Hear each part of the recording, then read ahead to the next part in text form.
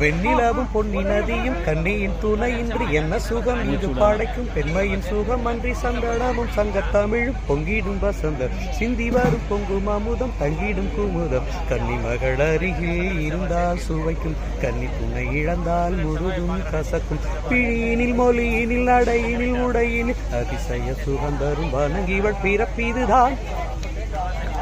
ஓவியமும் வரைந்ததில்லையே உன்னை போல் ஓரழகை கண்டதில்லையே காவியத்தில் நாயகி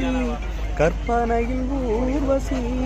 கண்களுக்கு விளைந்த மாங்கனி காதலுக்கு வளர்ந்த பூங்கொடி சுத்தி ஓடுதையா கூவாறு